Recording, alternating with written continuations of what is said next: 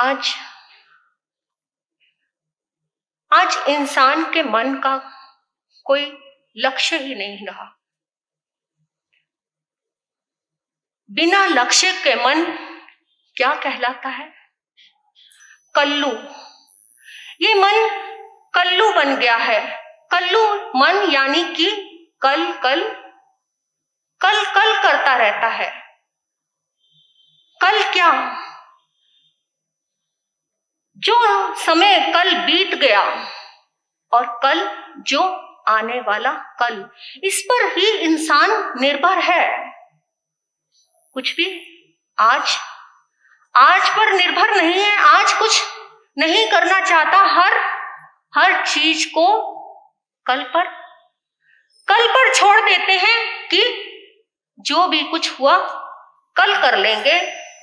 किसी ने कुछ अच्छा कार्य बोला तो कह देते हैं कि कल देख लूंगा, कल कर लूंगा। तो इंसान कल पर इतना निर्भर हो गया है कि अपने मन का कोई लक्ष्य ही नहीं रहा। वो भूल गया कि पृथ्वी पर क्यों आया, हमारा लक्ष्य क्या है। बुरी आदतों में इतना पड़ गया है इंसान, बेहोशी भरा जीवन जी रहा है। मशीनी जीवन इतना जी रहा है। आज मशीनों का चलन आ गया है ना। हर चीज, हर कार्य इंसान मशीन पर इतना निर्भर हो गया है। मशीनी जीवन इतना जी रहा है कि खुद अपने हाथों से कुछ भी करना नहीं चाहता। यहां तक कि अपने दैनिक कार्यों के लिए भी ऐसी मशीनें आ गई हैं कि वो हाथ पे नहीं लगाना चाहता किसी भी कार्य को। इतना निर्भर हो गया है। गृहिणी जो हर समय अपना कार्य हाथों से करते थे, लेकिन आज हर चीज की मशीन आ गई है। यहां तक कि अब तो रोटी बेलने की भी मशीन आ चुकी है ना। एक दिन ऐसा भी आएगा कि वो मशीन हाथ का भी काम करेगी, उठा के मुंह में भी डाल देगी। तो इंसान यही चाहता है और इतना निर्भर हो गया है मशीन के ऊपर कि वो अपने जीवन को, अपने लक्ष्य को ही भूल गया कि हम इस जगत में, हमारा जन्म क्यों हुआ, हम कहां से आए, क्या हमें करना है और क्या प्राप्त करके लौटना है, सब कुछ भूल गया। कुछ नहीं पता। महापुरुषों ने कहा भी है कि ये जीवन कैसे मिला। चितारे पर मंगाने तोले हानि जंतुनो, मानो सतंग सोई सदा संजमामी वीर्यम। कि ये मानव जीवन मिलना कितना मुश्किल है। हमें 4 अंगों की प्राप्ति होना बहुत दुर्लभ है, जिसमें से सब प्रथम तो मानव जीवन मिलना अत्यंत दुर्लभ है। जानते हैं ना आप, जब ये जीव आत्मा 84 लाख जीवा योनि में भटकती है, अनंत जन्म मरण होते रहते हैं, तब जाके ये मानुष का चोला मिलता है। इतने पुण्य कर्म के उदय के बाद जाके जब ये मानव का जीवन मिला, तो लेकिन अगर उसे हमने सही अर्थों में जिया नहीं, उसके विषय में समझा नहीं, उससे कुछ सीखा नहीं और कुछ प्राप्त नहीं किया और ऐसे ही इस दुनिया से चले गए, तो ये हमारा जीवन बेकार है। ये मानव का जन्म मिलना भी बेकार हो गया, जब तक हमें ये नहीं पता कि हमने करना क्या है, हम आए क्यों हैं, क्या सीखना है इस जीवन से, क्या सीखना है हमें, क्या सीखना चाहते हैं आप, क्या सीखा आपने कुछ ये जीवन आपको जो मिला है, क्या सीखा आप लोगों ने इससे, क्यों मिला है हमें जीवन, क्या समझा।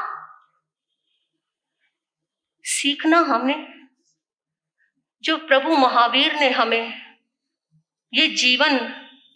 जो जीवन मिला है, उन्होंने हमें बताया कि तुम अपने हृदय में थोड़ी सी दया, प्रत्येक प्राणी के प्रति जो थोड़ी सी जो दया है, प्रभु के अंदर तो अपार करुणा, अपार मैत्री, अपार दया थी, लेकिन उनका एक अंश भी हमारे अंदर है। हमारे अंदर दया है किसी के प्रति। दिखावे में तो बहुत कुछ कर लेते हैं हम, लेकिन भीतर जो असली दया है, एक मानव जो दूसरे मानव को अपनी आत्मा के समान ना समझे, अपने जैसा ना समझे, हमारे अंदर तो मानवता भी नहीं आती। हमारा दिल दुखता है किसी को भी देख के। हम पूरी दुनिया में हर किसी चलते फिरते हम हर किसी को देखते हैं, दर्द होता है हमें। किसी के चोट लग गई तो हमें दर्द हुआ, किसी को खाना नहीं मिला तो हमें तकलीफ हुई नहीं, क्योंकि हमारे अंदर एक कण मात्र भी ना दया है ना करुणा है।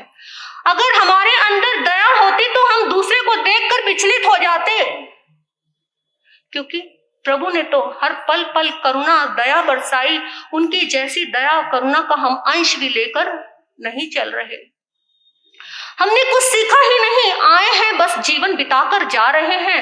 ग्लैमर्स की दुनिया में इतने फंस गए हैं, इतने भटक गए हैं, बाहर की चकाचौंध में उलझे पड़े हैं, इस संसार में उलझे पड़े हैं, लेकिन कुछ सीख नहीं पाए। एक दूसरे से प्रेम, एक दूसरे से मैत्री का भाव, एक दूसरे के प्रति दया का भाव, वो हमें नहीं आता। अगर हमारे अंदर ये मानवता ही आ गई ना सिर्फ, तो हमारा जीवन सार्थक हो जाएगा। जो हमारा मानव का जन्म, जो हमारा मनुष्य का चोला सार्थक हो जाएगा। सिर्फ एक छोटी सी मानवता ही हमारे अंदर आ जाए, अपनी आत्मा को, दूसरे की आत्मा को भी अपनी आत्मा के समान समझना आ जाएगा जिस दिन, उस दिन हमारा जीवन सार्थक हो जाएगा। ये हमने समझना है, यही हमने सीखना है। प्रभु की दया, करुणा, मैत्री, प्रेम, सद्भावनाएं, किसी को छोटा और बड़ा नहीं समझना, किसी को ऊंचा और नीचा नहीं समझना कि वो तो ऊंची जाति का है, वो नीची जाति का है, वो छोटा है, वो बड़ा है, वो यहाँ नहीं बैठ सकता, वो ऐसा नहीं कर सकता। जिस दिन ये चीजें हमारे अंदर से खत्म हो जाएगी तो सही अर्थों में हम मानव कहलाने के अधिकारी हो जाएंगे। प्राप्त करना है, क्या करना है प्राप्त? भीतर के आनंद को। भीतर का आनंद आपको तभी मिलेगा जब ये बाहर के वातावरण को हम अपना लेंगे, हम मानवता को अपना लेंगे, तो हम सच्चे सुख के प्रार्थी बन जाएंगे। सच्चा सुख हमारे पास आ जाएगा और हम अपनी मंजिल पर तभी पहुंच सकते हैं। मंजिल को पाना है। ये जीवन हमें मिला है। ये संसार क्या है? ये संसार तो एक सांप सीढ़ी का खेल है ना। सांप सीढ़ी का खेल, सांप सीढ़ी खेली होगी, देखी होगी ना आपने सबने कि सांप सीढ़ी कैसी होती है। आप सबने खेला भी होगा बहुत अच्छे से सांप सीढ़ी का खेल। तो ये संसार भी क्या है? एक सांप सीढ़ी का खेल ही है। कैसे? जब आपके कुछ नंबर आए तो आप एक सीढ़ी चढ़ जाते हैं। सीढ़ी चढ़ के कितने सारे अक्षर को पार करके आप ऊपर पहुंच जाते हैं। कैसे? जब आप पुण्य कर्म करते हैं, जब आप पुण्य कर्म करते हैं, अच्छे कार्य करते हैं, सद्कार्य करते हैं, तो वो सीढ़ी आपको मोक्ष का मार्ग भी दिखा देती है। वो सीढ़ी आपको सर्वार्थ सिद्ध विमान में भी पहुंचा देगी। वो मोक्ष का द्वार भी दिखा देगी वो सीढ़ी आपको। और अगर वो सांप भी बने होते हैं ना उसमें, कि वो सांप डंक मारता है तो नीचे आ जाते हैं। वो सांप कैसे?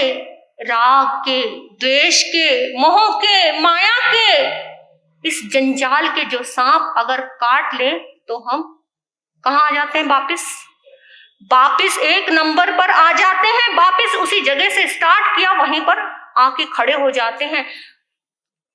अगर हमने पार होना है तो हमें अच्छे कार्य करते रहना है, सीढ़ी ऊपर चढ़ते रहेंगे, लेकिन अच्छे कार्य के साथ अच्छी भावनाएं रखेंगे तो हमारा 1 नंबर 99 से अगर 1 नंबर पार हो गया तो मोक्ष की मंजिल हमें मिल जाएगी, मुक्ति का रास्ता मिल जाएगा। और अगर वो 1 नंबर पे अटक गए तो वापस आके नीचे बैठ जाएंगे। हमने जहां से स्टार्ट किया, जहां से शुरू किया, वहीं पर आकर बैठ जाएंगे। तो अगर हमने अपने लक्ष्य को पाना है तो हमें अपनी मंजिल का रास्ता तय करना पड़ेगा और हमें अपने आप को समझना पड़ेगा, अपनी मानवता को जगाना पड़ेगा। अगर हर वक्त कल पर ही निर्भर रहे, कहते हैं जो भी अच्छा कार्य करने का मन करे तो उसे कल पर कभी नहीं छोड़ना चाहिए। जो कार्य है वो आज ही इसी वक्त कर लो तो तुम लक्ष्य पर पहुंच जाओगे। कहते हैं ना, शुभस्य शीघ्रम, भला काम जितना जल्दी हो उतना ही अच्छा होता है। एक रामायण का प्रसंग आता है, आप सबको बहुत अच्छे से पता है उस प्रसंग का। राजा दशरथ, उनका कितना खुशहाल परिवार, अपने परिवार में बहुत मस्त है, इतने खुश हैं, उनके पास किसी भी चीज की कमी नहीं है। पुत्र के साथ पुत्र है, संपत्ति के साथ संपत्ति है, प्रेम के साथ प्रेम भी है, घर में आपस में प्रेम का और इतना सुंदर वातावरण है, सब कुछ पास में है, बहुत खुश है राजा दशरथ। एक दिन अपने दरबार में बैठे हुए थे, दरबार में बैठे हुए सामने शीशा लगा हुआ था, अपने प्रतिबिंब को देखा तो क्या देखा कि मेरा जो सिर का मुकुट है वो थोड़ा झुक गया है। अब सिर का मुकुट झुक गया तो उनके मन में आया कि मुकुट झुकने का मतलब है कि सत्ता हाथ से जाने वाली है, और अगर उम्र ढल रही है, उम्र जा रही है, तो हमारे पास कुछ भी नहीं बचने वाला। तो इसीलिए अगर मुकुट को संभालना है तो किसी न किसी को अच्छे के हाथ में सौंप दिया जाए। तो उनके मन में आया कि अब मुझे भी ये अपनी सत्ता को छोड़कर अच्छा उत्तराधिकारी चुनकर मुझे दे देना चाहिए। और अपने रात को महारानी कौशल्या के पास बैठकर राजा दशरथ ने कहा कि अब मैं इस राजपाट से छुटकारा चाहना चाहता हूं। अब मैं चाहता हूं कि मैं अपना राजपाट राम को, अपने बेटे को देकर और मैं सत्य की खोज करूं, मैं अपनी आत्मा में रमण करूं। सोचा, महारानी ने भी कहा ठीक है, अच्छी बात है, लेकिन आप हमारे जो गुरु हैं वशिष्ठ, उनसे आप शुभ दिन शुभ मंगल घड़ी निकलवाकर राम का राज तिलक करवा लो। ठीक है। अब सुबह हुई, गुरु वशिष्ठ के पास गए और उनसे हाथ जोड़कर अनुनय विनय कर राजा दशरथ ने कहा कि मैं अपने बेटे राम का राज तिलक करना चाहता हूं, आप मुझे अच्छा दिन शुभ मुहूर्त बता दीजिए। उन्होंने कहा कि राजन, शुभस्य शीघ्रम, भला काम जितना जल्दी हो उतना ही अच्छा होता है। राम के राज तिलक के लिए आपको कोई दिन सोचने की जरूरत नहीं है, आज ही उनका राज तिलक कर दो। आज ही, जो भी दिन में राम का राज तिलक हो जाएगा वो दिन ही अपने आप ही शुभ मंगलकारी हो जाएगा, अच्छा हो जाएगा। राजन ने कहा, लेकिन मुझे सबको खबर देनी पड़ेगी, सब राजाओं को बुलाना पड़ेगा, सबको न्योता तो देना पड़ेगा ना, तभी तो मैं राम का राज तिलक करूंगा। तो मुझे एक दिन का समय दे दीजिए, मैं कल राम का राज तिलक कर दूंगा। और जब वो कल के लिए बात टली थी ना, कि कल मैं राम का राज तिलक कर दूंगा, अपने पूरी नगरी में सब जगह खबर पहुंचा दी, तो वो कल का दिन आया? वो कल का दिन नहीं आया। वो कल का दिन 14 वर्ष पहुंच गए। उस कल के दिन में क्योंकि वो खबर मंत्रा जैसी दासी को भी लगी थी। तो फिर वो दासी ने क्या किया पता ही है आप सबको कि वो कल कभी नहीं आया। इसीलिए कहते हैं कल कभी नहीं आता, कल आता भी नहीं है, आता भी नहीं है कल कभी भी, क्योंकि हर दिन आज ही है। आप कहोगे कल जो दिन आएगा वो आज ही होगा। इसीलिए कहते हैं कि कल पर कोई भी काम मत छोड़ो, हर दिन को आज में ही कर लो। अगर आज ही कर लोगे तो तुम्हारा काम बन जाएगा। कल करे सो आज कर, कल करे सो आज कर, आज करे सो अब, पल में परले होएगी फिर करेगा कब। इसीलिए कल पर निर्भर मत रहो, आज ही अच्छा काम कर लो तो हमारी मंजिल, हमारा लक्ष्य हमें मिल जाएगा, जिसके लिए हम तैयार बैठे हैं। अपने लक्ष्य को पाना है, अपने अंदर अपने भीतर मानवता को जगाना है। आप भी और हम भी इसीलिए तैयार हैं उस प्रभु के पथ पर चलने के लिए। तो हम सब आगे कदम बढ़ाते रहें, उस प्रभु के पथ को पा लें। तो इसी के साथ मैं अपने वक्तव्य को यहीं विराम दूंगी। बोलिए भगवान महावीर स्वामी की जय।